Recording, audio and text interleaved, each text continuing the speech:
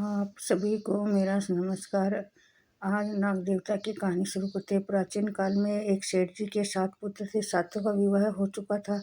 छोटे पुत्र की पत्नी श्रेष्ठ चरित्रवान विभूषी सुशीला थी, परंतु उसके भाई नहीं था। एक दिन बड़ी बहू ने घर में लीपने की पीली मिट्टी लाने के लिए सेठानी ने बहुओं के साथ चलने को कहा, तो तभी ढालिया और खुरपी लेकर मिट्टी खोदने के लिए वहाँ सरप निकला तो बहू खुरपी मारने लगी। यह देखकर छोटी बहू से रोकते हुए कहा, मत मारो इसे, यह बेचारा निरपराध है। यह सुनकर बड़ी बहू ने उसे नहीं मारा। तब सरप एक और बैठ गया और तब वो छोटी बहू ने उसे कहा, हम अभी लौट कर आती हैं, तुम यहाँ से मत जाने। यह कहकर वो सबके साथ मिट्टी लेकर घर चली गई और वहाँ कामकाज के में फंसकर सरप से जो वादा किया उसे भूल गई। ये प्रमुख 5 नाग हैं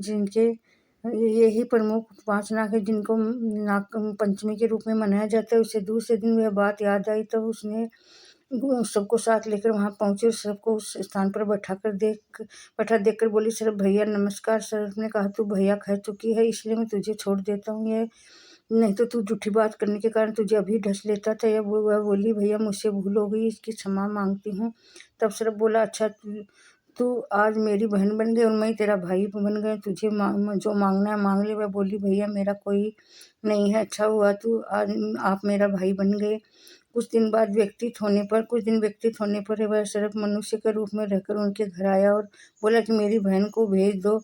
सब ने कहा, इसके तो कोई भाई नहीं था। वह बोला, मैं दूर के रिश्तेदार हूँ, इसका कोई बचपन में बाहर चला गया। उसके विश्वास दिलाने पर घर के लोगों ने उसके साथ भेज दिया। उसने मार्ग में बताया कि वह सरप है, इसलिए तू डरना नहीं और वह चलने की कठिनाई हो वह मेरी पूंछ पकड़ लेना। उसने कहे अनुसार वैसा ही किया। इस प्रकार उनके घर पहुंच गई। वहां धन ऐश्वर्य देखकर वह चकित हो गई। और एक दिन सरप की माता ने उसने कहा, मैं एक काम से बाहर जा रही हूँ, तुम अपने भाइयों को ठंडा दूध पिला देना। ये उसने ध्यान में नहीं रहा और उसने सरप को दूध पिलाया और गर्म दूध पिला दिया, जिससे उनका मुंह बेतरह से जल गया। ये देखकर सरप की माता बहुत क्रोधित हुई, परंतु सरप के समझाने पर शांत हो गई। तब सरप ने कहा कि बहन अब उसके घर भेज देना चाहिए। तब सरप ने उसके पिता से बहुत सा धन दिया। सरप के पिता ने उसे वस्त्र आभूषण देकर उसके घर पहुंचा दिया। इतना ढेर सारा धन देकर बड़ी बहू ने स्त्रिया से कहा, भाई तो बड़ा धनवान है, तुझे तो इससे और भी ज्यादा धन लाना चाहिए था। सरप ने कहा, वचन सुना तो उसने वस्तु सोने की लाकर दे दी। यह देखकर बड़ी बहू ने कहा, इससे तो झाड़ने की झाड़ू भी सोने की होनी चाहिए। तब सरप ने झाड़ू भी सोने की लाकर रख दी। सरप की छोटी बहन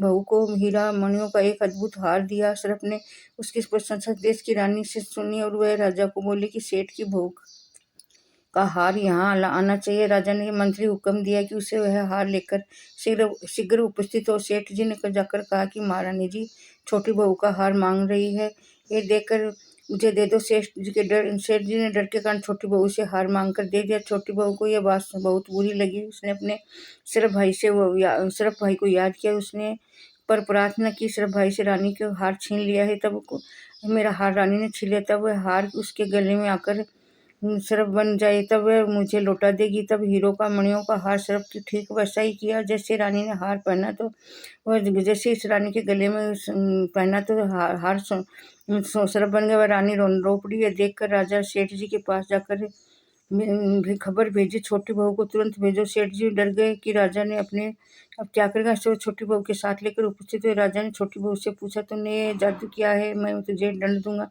छोटी बहू ने राजन दृष्टा क्षमा मांगी। है कहकर मेरे गले में हीरो का हार मणियों का हार रहता है। दूसरे दिन गले में सरप कैसे बन गया सुनकर वह हार उसे देखकर कहा, अभी पहन के दिखाओ। छोटी बहू ने जैसे ही वह हार पहना तो वह हीरे मोती का बन गया। देखकर राजा उसकी बात पर विश्वास हो गया कि वह प्रसन्न होकर उसे बहुत सी मुद्राएं पुरस्कार दिया।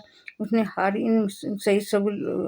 इन सहित हार लौटा दिया। उसके धन देकर बड़ी बहू स्त्रिय से कारण उसके पति को शिकायत की, छोटी बहू के पास कहाँ से धन है। यह सुनकर उसके पति ने अपनी पत्नी को बुलाकर कहा कि ठीक ठाक बताओ कि यह धन तुझे कौन देता है। तब सरप की याद करने लगी। तब से समय उसी समय सर्प प्रकट होकर कहा, यदि मेरी धर्म की बहन को आचरण पर संदेह प्रकट करोगे तो मैं उसे खा जाऊंगा, खा लूंगा और उसको ढस लूंगा। तो उसने सर्प देवता का बड़ा और ये देखकर सबने सत्कार किया और नागपंचमी का त्योहार मनाने लगे। सभी स्त्रियों को सर्प को भाई मानकर पूजा करनी चाहिए। जय बोलो नाग देवता की जय। जय जय मनसा।